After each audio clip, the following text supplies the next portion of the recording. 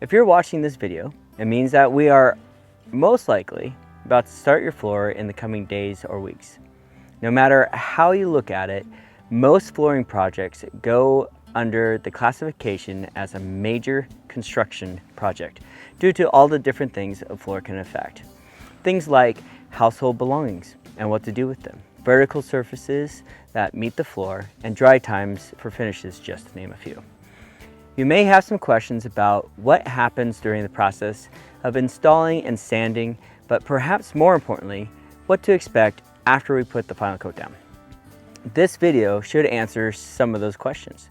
Please keep in mind that each project is at least a little unique, and this video is for general guidelines and information only. If you have questions specific to your project, please let us know. First question, can I just leave a key, or what would be the best way for you to have access to our home? Due to the nature of sanding and finishing floors, there are many times throughout the process that we will need to leave and let the finish dry, etc. If you are not planning on being home for the whole project, please arrange for a key to be hidden on the property or in a lockbox prior to our arrival. Now this is a big one. If we are sanding your floor, we will need access to your 30 amp electric dryer plug or your electric stove plug in order to complete our work when sanding. In rare cases, your home may be all gas with no 220 plugs for the dryer or stove. If this is the case, please let us know prior to our arrival so we can arrange a power supply.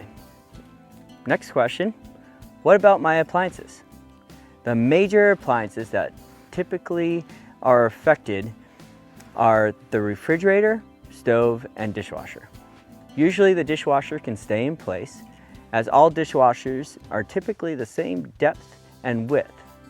The stove, though it's best to have it out, can usually be worked around with good results. The last appliance is always the big question mark, what to do with the refrigerator. The refrigerator, if we are doing a natural color floor, can sometimes be left in place and we can pull it out, sand and finish behind it, and then push it back. But for best results, or if we are staining the floor, it's a good idea to remove it and put it back into place after the finish is cured. If this is something you're planning on doing, please be sure to have it removed prior to our arrival. If you will be reinstalling the refrigerator yourself after we are done, we recommend using a product called Masonite, which is a tempered hardboard. Think pegboard without the holes. This product is available at big box stores. Another question we typically get is, do I have to get everything off the walls, floors, and counters? There are three things that are factors in every sanding project: noise, dust, and smells. We do our best to limit the effects of all three factors, but at a minimum, there are always a varying amount of each. Whether it is a little amount of dust or a lot of dust that is created by sanding your floors, at best, it is dustless, not dust-free sanding. We highly recommend that everything is off the walls, counters, and floors for preparation of your project. Anything that is left in place has the chance of getting dusty. We do offer a little amount of masking before the project and dusting after completion, but you should plan on having at least the areas sanded, dusted, and cleaned after we are done. Remember, it is oftentimes better and easier to remove the items from the area than dust them afterwards. There are three different options when it comes to baseboards. The first being if we are refinishing your floor and the baseboard is to be left in place. If the baseboard is to be left in place, please understand that there will be some amount of touch-up required after we are completed. The second option is if we are removing and reinstalling your painted baseboard in instances of new installations or staining the floor. More than likely, you will want to plan on having your painter come in afterwards to recalk and or paint as necessary. The third option is if we are installing a base shoe. In this case, there should be very little touch-up required unless it is a white primed base shoe, in which case you will most likely need to have it painted. For floors between 500 and 800 square feet with natural finish, so that means not artificially changing the natural color of the wood with a stain, say to brown. There should be a total of 2 4-hour periods you will not be able to walk on the floor. Natural colored floors consist of 3 different coats of finishes. The first coat is a sealer and brings out the natural characteristics of the flooring. This finish usually dries pretty quick, allowing us to walk in after about 30 minutes to an hour after putting it down.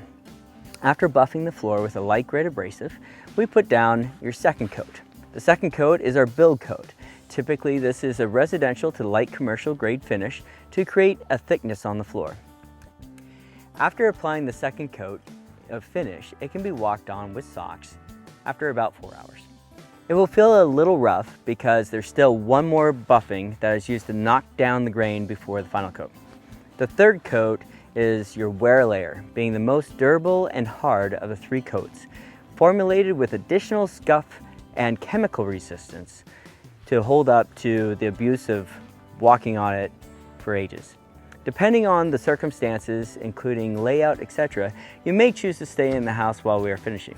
That's totally fine.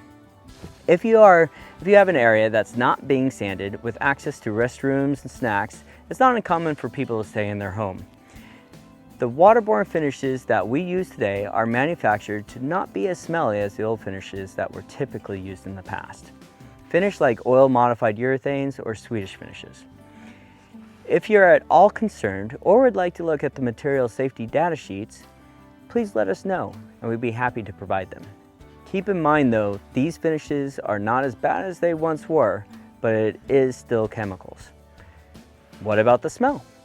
Well, with waterborne finishes, the smell associated is usually described as mild, non-offensive, much like a strong dish detergent with some chemical smell.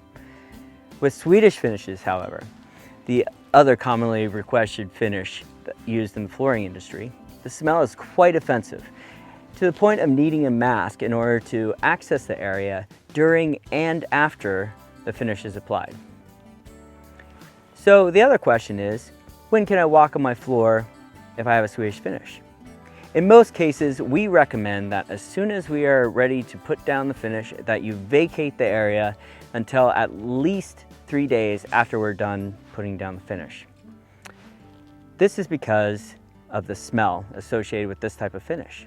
Each individual and circumstance will differ, but ventilating the house will help dissipate the smell quicker. So what should I expect from a stained floor? If your floor is getting a stain, so again, artificially changing the natural color of the wood, you can expect the same timeline typically used for our waterborne finishes bumped out 1 day. In most cases, for a 500 to 800 square foot home, the first day will be sanding. The second day we would water pop, a process where we raise the grain of the wood to accept a deep, even color. Then we stain. With the third day, we would coat the floor with 2 coats of finish, and the fourth morning reserved for a final coat. During this process, the most smelly part and longest portion of having to be off the floor is when the stain goes down. If you're planning on staying elsewhere during this process, the stain day is the best day and night to be out of the house. In most cases, we suggest a minimum of 2 days, 48 hours before covering the floor. Be sure to use a delicate surface tape because the finish is not all the way cured. This is not the blue tape, it's for trim surfaces and delicate surfaces only. Remember, socks should only be worn at this time. Remember, the finish is only cured to approximately 80% within the first 24 to 48 hours. It can take up to 2 weeks to fully cure depending on the environmental elements and finished properties. We highly recommend no dance parties till then. What about my pets? Pets, especially dogs, can be very hard on your newly finished floor. There are some things that you can do to minimize premature wear, like having your pet's claws trimmed prior to our arrival. We understand this may not always be an option, and we know as pet lovers ourselves, the floor will turn into a floor at some point, especially with pets. As far as when to let them on the floor, we recommend the same with your pets as we do with dance parties. 1 to 2 weeks. So 1 to 2 weeks before really letting them go for it. We hope this video has been informative and really do look forward to working on your project. You're almost there to a beautiful new floor.